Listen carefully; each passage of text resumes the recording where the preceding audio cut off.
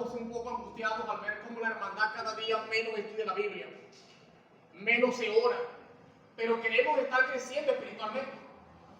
Algunos otros intentan caminar espiritualmente, pero no están haciendo la testificación profunda. Y estamos preocupados y un poco quizás ocupados también en decirle a Dios: Señor, levanta obreros a la mies, porque la mies es mucho y los pocos. Y la Biblia dice que los campos están blancos para la siega, pero ciertamente los obreros son tan pocos que la mayoría de ellos no están dispuestos a hacer la misión, sino a estorbar la misión. Sin embargo, en esta mañana yo quiero estudiar un pasaje central que obviamente para nuestro tiempo se aplica. Y el apóstol Pablo, cuando lo escribió pensando básicamente en lo que ocurriría en el tiempo del fin. Y cómo podemos nosotros cuidarnos de este tipo de personas que cohabitan y están en la iglesia en el tiempo presente. Pero antes, vamos a orar. Querido Padre Celestial, en esta mañana te invitamos profundamente a que vengas a este lugar y puedas regalarnos la frescura que puedes darnos, porque tu presencia hará nuevas todas las cosas. En esta mañana, Señor, queremos que tu presencia venga. Necesitamos que sigas trabajando en nuestros corazones, pero sobre todo queremos que nos ayudes a ser habilitados para la redención en Cristo Jesús. Bendícenos en esta hora en Cristo Jesús. Amén. Vamos a ubicarnos en 2 de Timoteo capítulo 3.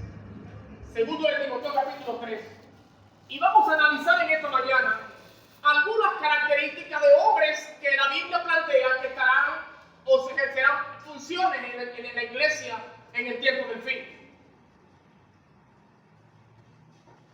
Cuando vamos a 2 de Timoteo capítulo 3, la Biblia comienza diciendo la siguiente declaración. Dice la Biblia: en esto ten en cuenta, en los últimos días vendrán tiempos peligrosos. Cuando alguien estudia este texto, dice: oh sí, pastor, vienen tiempos peligrosos porque ciertamente la delincuencia, los problemas sociales, la promiscuidad, la prostitución, y pare de contar, está peligrosa la cosa. Sin embargo, Pablo no está hablando de eso. Pablo está hablando que vienen tiempos peligrosos porque Pablo ahora nos va a mostrar por lo menos unas 12 tipos de personas que en la iglesia están cohabitando. Y la Biblia comienza diciendo lo siguiente. Por favor, lea la Biblia. Y dice la Biblia: habrán hombres amantes de sí mismos. Del griego filautos, que significa aquel que se ama a sí mismo. En otras palabras, es egoísta. Luego dice la Biblia que también habrá gente avara. Del griego filárgulos, que significa aquel que ama la plata y que es avaro. Es aquel que vive por la plata, lucha por la plata y se desvive por la misma. También dice la Biblia que habrá gente vanagloriosa. Del griego alason, que significa jactancioso, una persona que es excesivamente arrogante. Es ese tipo de personas que la iglesia hoy también tiene. También dice la Biblia que habrá gente soberbia.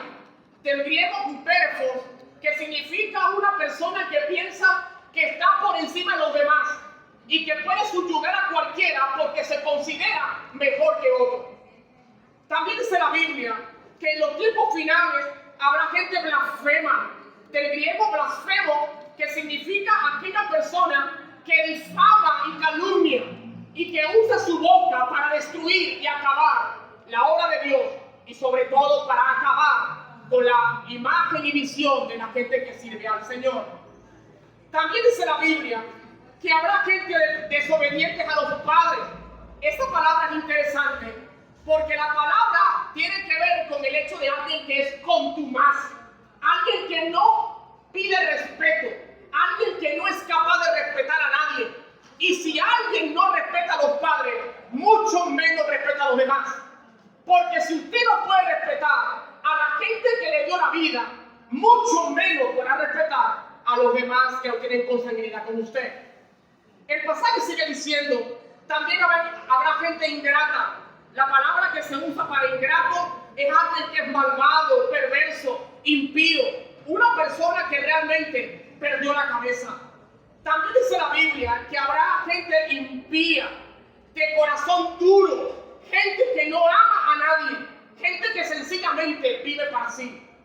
El pasaje del versículo 3 sigue diciendo, habrá gente sin afecto natural, gente que sencillamente es implacable, no da tregua, es una persona que no tiene mediación, sencillamente está para imponer su criterio. También dice la Biblia que habrá gente desleal, calumniador, intemperante, cruel, aborrecedor de lo bueno, traidores, arrebatados, infatuados, amantes de los placeres. Y a mí me gusta que el pasaje termina diciendo, son amantes de los placeres, pero son amadores de eso más que de Dios. En otras palabras, toda aquella persona que no ama a Dios, sencillamente debe amar otra cosa que no sea Dios. Por eso pecado es amor en el lugar equivocado. Es decir, pudiéramos estar amando, pero estamos amando equivocadamente. Sin embargo, el pasaje no se queda allí. Y alguien puede decir, pastor, eso está pasando en el mundo. Allá afuera hay gente que es así. Hay gente perversa en el mundo. Pero el punto aquí es que Pablo dice lo siguiente, escuche bien, que tendrán apariencia de piedad, pero negarán su eficacia. ¿A estos? Interesante.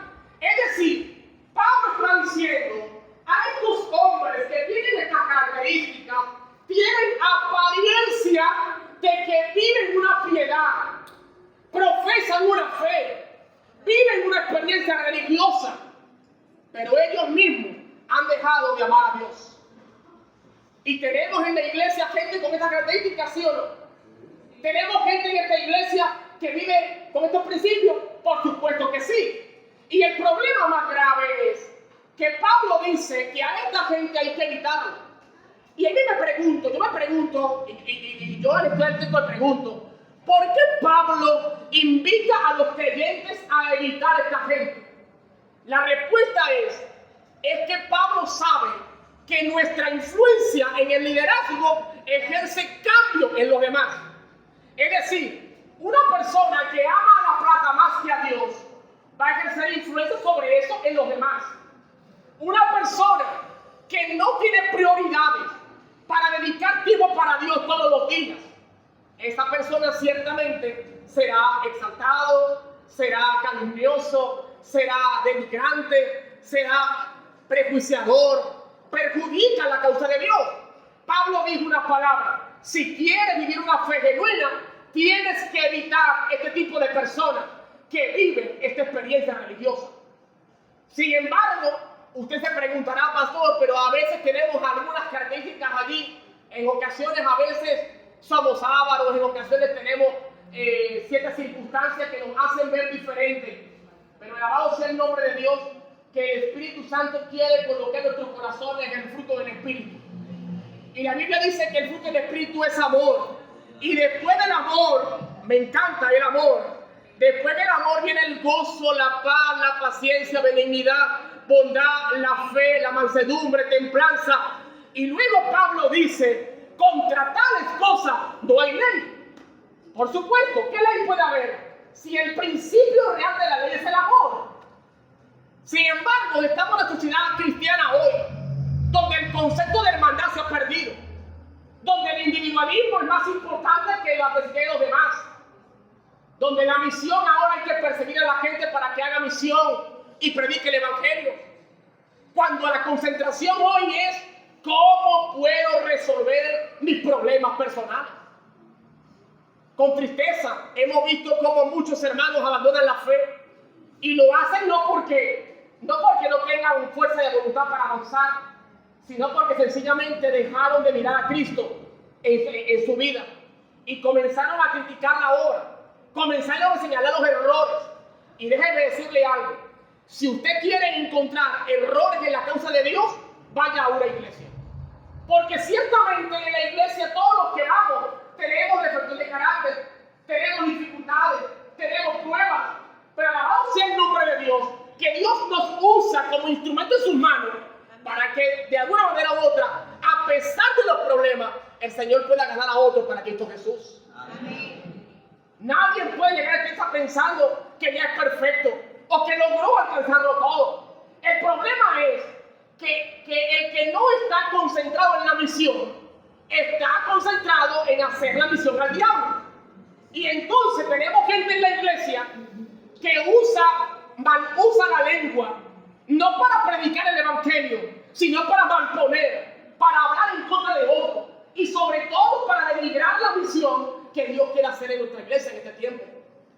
Pablo no se equivocaba cuando dijo, vendrán tiempos peligrosos, porque esta gente que Pablo está narrando es sencillamente la bendición y el problema real que la iglesia hoy está teniendo en el tiempo presente.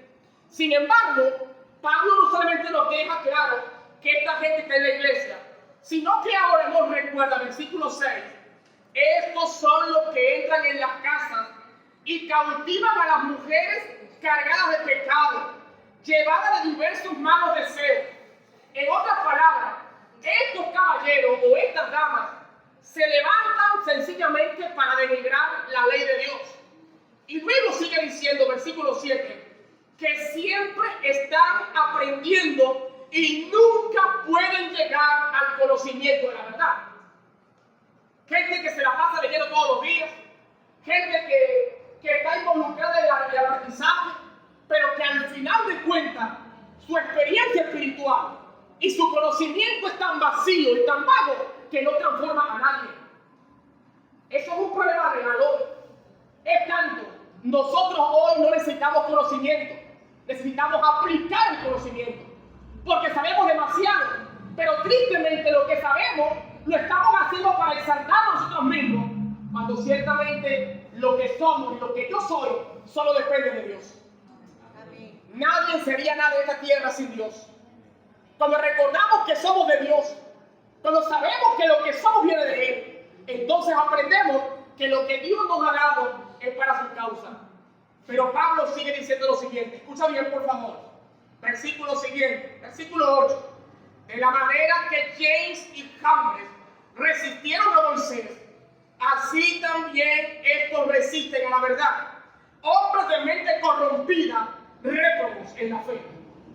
La gente que no tolera el liderazgo de la iglesia, la gente que no puede trabajar con gente que piensa diferente a usted, la gente que tiene dificultades para respetar el organigrama de la iglesia, son personas que tarde o temprano van a ser réprobos en la fe. Porque si usted no es capaz de respetar lo que Dios ha asignado, no va a ser capaz de respetar lo que Dios ya ha dicho en su palabra. Entonces Pablo está diciendo, tenemos en la iglesia gente que pareciera que aprendió a criticar, pero no aprendió a autoexaminarse todos los días. Y qué triste es saber eso. Pero la primera crítica que hay que hacerse es el mismo autoexamen y preguntarse, ¿estoy preparado para cuando Cristo venga por segunda vez? Si la muerte viniera hoy, ¿estaré listo para encontrarme con Él? El problema es que dedicamos tanto tiempo para hablar de los demás, pero dedicamos tan poco tiempo para autoexaminarnos y revisarlo profundamente. Y el pasaje nos queda aquí. Me encanta el siguiente pasaje, es el pasaje central de esta mañana. Y el pasaje sigue diciendo, me encanta, y este texto es importante, pero no prevalecerán, porque su insensatez será manifiesta a todos, como también lo fue la de aquellos. En otras palabras, la gente insensata, tarde o temprano, por más apariencia que tenga en la iglesia, tarde o temprano va a revelar lo que es. Es decir, usted puede actuar hipócritamente, usted puede mostrar una cara diferente, pero tarde o temprano el Espíritu Santo va a revelar quién realmente eres. En definitiva, el pasaje sigue diciendo, Pablo le dice a Timoteo, pero tú, te invito a ti, no a los demás, te invito a ti. Y Pablo le da varias importancias prácticas. Primero, te invito a conocer mi doctrina. Te invito a conocer mi conducta. Vean ese punto importante. Doctrina, conducta. Pablo no se esconde de la gente. Pablo sabe que lo primero que ve la gente es lo que yo hago. Así que Pablo dijo, yo quiero que tú puedas mirar la doctrina y la conducta. Y Pablo sigue diciendo, gracias. Pablo sigue diciendo, propósito, fe, longanimidad, amor, paciencia. Y luego dice Pablo, también vean las persecuciones, vean los padecimientos, como los que sufrí en Antioquia, Iconio y Listra. Y Pablo exclamación dijo, ¡qué persecuciones! ¡Qué terribles persecuciones pasó Pablo! ¿Y saben algo, hermanos? La mayoría de los cristianos hoy piensan que la persecución se levanta cuando se levantan los militares y vengan a cerrar las iglesias. Y lo que no saben es que la persecución es diaria. Todos los días el maligno se levanta con todas sus garras para perseguir a los santos, porque quiere acallarlos, destruirlos. Y a veces esperamos que llegue el día cuando cierren las puertas de la iglesia. ¿No saben algo? Alguno de los que está aquí pudiera ser que se convierta en un perseguidor, más no un perseguido. Pablo por muchos años era perseguidor, y hasta que Dios se le apareció y le dijo, Saulo, Saulo, ¿por qué me persigues? Y entonces la voz le dijo, yo soy Jesús, a quien tú persigues. Y cuando Saulo escuchó que era Jesús, Saulo tembloroso, no hallaba qué hacer. Entró a la ciudad, se escondió por allí en casa de un tal Judas, y hasta allá esperó 3 días, hasta que Dios mandó una Ananías, que Ananías le quitó el problema que tenía. Y Dios le dijo, debes predicar el evangelio. Y ahora el Saulo, que era un perseguidor, se convirtió en un perseguido, porque la iglesia no creía que Pablo era un predicador. Le costaba creer, ¿cómo es que un perseguidor que viene a matarme, ahora se levanta para predicar el evangelio? Una cosa ilógica. Sin embargo, en el tiempo del fin, Dios va a levantar a matones, va a levantar a gente pervertida, a gente que no asocial, y lo va a levantar para predicar con poder el mensaje del fin. ¿Saben por qué? Porque lastimosamente hemos pasado muchísimos años dando vuelta en círculo, aparentando piedad, pero nuestra experiencia espiritual no está creciendo genuinamente. Finalmente quiero dejar para ustedes un pasaje central. Y el pasaje central que digo lo siguiente: todos los que quieran vivir piadosamente en Cristo Jesús, ¿qué dice la Biblia? ¿Qué dice la Biblia? ¿Serán abrazados? ¿Aplaudidos? ¿Celebrados? Entonces, Pablo está diciendo Pablo, hay 2 clases de personas en la iglesia: los que aparentan piedad y sus vidas están tan vacías que en vez de convertirse en bendición son un problema. Y también están los que viven piedad, trabajan para Dios, se unen con Dios, pero la consecuencia de servir a Dios es ser perseguido. ¿Lo entiendes? ¿Lo entiendes? Alguno espera ser abrazado, ser aplaudido, que la gente diga lo están haciendo bien. Cuando servir a Dios implica un precio. Lo que pasa es que no nos gusta usar el precio. Nos gusta decir que Dios es amor, que Dios nos abraza, que está conmigo en la mano y las manos. Pero cuando vienen los momentos difíciles, claudicamos y dimitimos sin darnos cuenta que la venida de Jesús está cerca. Y qué triste sería que después de haber luchado tanto en esta fe, terminemos formando parte de aquellos enemigos del pueblo de Dios que destruyen la causa de Dios. La pregunta en esta mañana es: ¿eres tú de aquellos que aparentan piedad o eres de aquellos que viven con Cristo piadosamente y que a pesar de las persecuciones avanzan por fe mirando lo invisible? Mis hermanos, Dios no nos dijo en ninguna parte que la vida cristiana va a ser fácil. Va a haber días que no va a tener que comer. Van a haber días donde nadie nos va a abrazar, donde la depresión nos va a agarrar y nos va a perjudicar. Van a haber días donde vamos a desear criticar a otros. Pero en el nombre de Dios, toda persona que se une a Cristo Jesús, aunque padezca persecución, sabe que la vida eterna está garantizada para él. ¿De qué lado estás? ¿En lo que aparentas? ¿En lo que sencillamente parecieran tener piedad?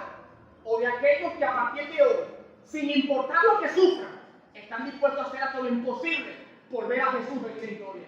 Amén. Tenemos un desafío, hermanos. Un gran desafío.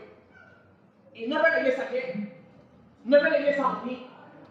El mayor desafío es que Jesús venga por segunda vez. Es que la gente que está al lado suyo conozca de Jesús. Es que la gente que se acerca a su lado sepa que Jesús viene. El problema es que por un lado estamos predicando y por otro, con nuestro testimonio, pisoteamos la cosa de Dios. El problema es que a veces estamos en la obra de Dios, pero no estamos haciendo lo que Dios nos ha llamado a hacer. Si algo tenemos que estar ocupados en esta hora, es en hacer lo que Dios te mandó a hacer. ¿Ya sabes lo que Dios te mandó a hacer? ¿Lo sabes? Porque si no lo sabes, estás desorientado. Lo primero que hay que saber es qué Dios te mandó a hacer. No qué la iglesia te mandó a hacer, sino qué te mandó a hacer Dios. Cuando tú estás seguro de lo que Dios te mandó a hacer, todo lo que hagas será bajo la mano de Dios. Amén. Y el Señor prospera la obra de hombres y mujeres que valientemente dicen a Dios: Señor, estoy dispuesto a hacer la diferencia para tu honra y tu gloria. Mis hermanos, necesitamos dejar de ser apariencia. Porque mientras usted lo sea, tarde o temprano usted va a revelar quién es. Dios quiere esta mañana que sea genuino. Que usted viva la fe profunda. Que en su corazón salga de alegría y el gozo de la predicación del Evangelio. Que por cualquier medio le digamos al mundo que Jesús viene. Pero lo más importante, hermanos, es cuando veamos a venir a Jesús en gloria, le digamos: Señor, valió la pena. Lo hemos logrado con tu ayuda. Y hemos alcanzado el de Cristo Jesús. No porque soy bueno, no porque tengo errores, no, sino porque fui alcanzado por tu misericordia, por la gloria del Señor. Amén. Ciertamente, hermano, de los 12 discípulos de Jesús, uno se perdió porque desde el primer momento que entró ya estaba perdido. Desde que entró estaba perdido. Solamente 7 de ellos tuvieron intimidad completa. Los demás eran un pasatiempo más. Pero a pesar de eso, a pesar de que Jesús ya ha muerto, ya Jesús murió, todo el mundo se levantó, cada quien por su lado, pendiente de la vida de ellos. Y cuando Jesús resucita, a la primera persona que se le aparece es a María Magdalena. Y se le apareció para decirle: he resucitado. Y le dijo: ve a los discípulos y dice que ya resucité. Y esta mujer va corriendo alegre y feliz, ¿no? A decirle a los discípulos que resucitó. Y de repente el discípulo dice: no, tú estás loco, tú te estás equivocado, tú te estás desquiciado. Como vieron que no podían, Jesús dice en la Biblia que se le aparece nuevamente a 2 discípulos que iban en el camino, cabizbajos, preocupados, angustiados, ya estaban devastados, y se le aparece Jesús y le dijo: vaya a los discípulos y díganle que ya resucité. Cuando llegaron allá, los discípulos dijeron: no, chicos, tú como que estás desquiciado, te estás volviendo loco. Eso es una cosa inconcebible. ¿Y sabes algo interesante? Jesús les aparece en el lugar donde estaban llorando y les aparece sentado a la mesa. Antes de su muerte estaban sentados a la mesa con la Pascua, y después de su muerte les aparece en la mesa. ¿Saben por qué? Porque Dios siempre va a trabajar con la intimidad, y no hay un lugar más mejor para cultivar intimidad que una mesa. Usted quiere hacer un buen negocio, invite a comer a alguien y va a hacer un buen negocio. Usted quiere fortalecer una familia, invítela a comer, disfrute la comida. Eso dice que Dios está interesado en tu intimidad. No está interesado en cuánto por ciento sabes, con cuánto chapeas a los demás porque sabes demasiado. Porque ciertamente el conocimiento no salva. Lo que salva es mi relación profunda con el Señor. Amén. ¿Cómo está tu oración? ¿Cómo está tu lectura de la Biblia? ¿Cómo está tu devoción personal? ¿Cómo está tu testificación por otros cada día? ¿Cómo está tu intimidad con los demás? ¿O te acuerdas de que son hermanos que hubieran estado a la iglesia? Quiera Dios, hermanos, que rescatemos la unidad de la iglesia. Rescatemos esa unidad perfecta. Una unidad no para denigrar a nadie, sino para salvarnos a todos por la gracia de Dios. Amén. Y que todos los días veamos la gloria de Dios en nuestra vida. Pero cuídese de ser apariencia, porque tarde o temprano la apariencia sale a la luz. Ahí sí sale el trigo, va a estar siempre lejos si sale el trigo. Pero al final Dios va a decir que es trigo, frente a la cizaña. ¿De qué lado estás? ¿De los que son perseguidos o de los que persiguen? ¿De los que son cizaña o son trigo? ¿De los que aquellos son apariencia o son verdaderamente hombres piadosos en el Señor? Que en esta mañana seamos genuinos para su honra y su gloria. Amén. Yo invito a esta iglesia, hermanos, a ser genuinos, no aparentar lo que no son. Y ciertamente, mientras más aparentas, más perdido te encuentras. Pero cuando comienzas a encontrarte con Dios, vas a ver la gloria de Dios en tu vida para tu honra y tu gloria. Y estoy seguro que en la eternidad vamos a disfrutar la eternidad. No vamos a disfrutarla porque seamos buenos, no. Vamos a estar en la eternidad porque Dios hizo un pacto con nosotros y nos ha salvado y nos salvará. ¿Cuántos queremos esta mañana ser genuinos para su honra y su gloria? ¿Cuántos queremos usar la lengua? No para chismear, no para denigrar, sino para predicar el evangelio. ¿Cuántos queremos usar los teléfonos? No para estar metidos en redes sociales y haciendo quizás videitos perversos, sino para predicar el evangelio. ¿Cuántos queremos, hermanos, dejar de perseguir la plata y que el Señor nos provea cada día de lo poco que tenemos para que la obra de Dios avance? No saben, hermanos, cuántas luchas tenemos. Esta país está por ahí cerca. Luis sabe muchas veces las reuniones que tenemos. Yo le digo, Luis, estoy angustiado. No hay plata para esto, no hay plata para otro. Hay que hacer esto, hay que hacer lo otro. Pero yo creo, hermano, que el que comenzó la obra va a terminar en la gloria de Dios. Y lo que falte, yo lo proveo. Porque lo ha colocado en tu bolsillo, en mi bolsillo, para su honra y su gloria. Y lo va a hacer. Yo creo en un Dios poderoso, hermano. Yo creo en un Dios genuino. Yo creo que Dios está trabajando en el corazón presente. Y si uno cambia, el mundo cambia. Alabado sea el nombre de Jesús. Querido Padre Celestial, en esta hora, Señor, necesitamos transformación del cielo. Ya basta, Señor, de ser apariencia de piedad. Ya basta, Señor, de vivir una experiencia espiritual donde pareciera que somos cristianos, pero realmente no lo somos. En esta mañana, Señor, ser piadoso en Cristo Jesús sea nuestra manera de ver. Y que finalmente, así nos persiguen, así nos atacan, así denigren la fe, no importa, pero estamos seguros que la Canaán celestial está más cerca que ayer. Estamos seguros, Señor, que nuestra compañía no nos va a dejar nunca. Puede faltar comida en la casa, pero nunca va a faltar tu compañía. Alabado sea el nombre de Dios. Puede que falte plata, pero nunca va a faltar la provisión que tienes para nosotros todos los días para cumplir la misión. Y finalmente, Señor, levanta obreros a tu mies, porque la mies es mucha y los obreros pocos. Queremos, Señor, obreros, necesitamos obreros, hombres que se levanten, mujeres que se levanten, jóvenes, niños, ancianos, todos juntos predicando con poder el evangelio y diciéndole a otros que tú vienes por segunda vez. Nos gozamos, Señor, nos gozamos en esta mañana. Felices, Señor, nos encontramos en esta mañana, porque tu gloria se va a manifestar en tu iglesia en esta hora. Puede ser que alguno de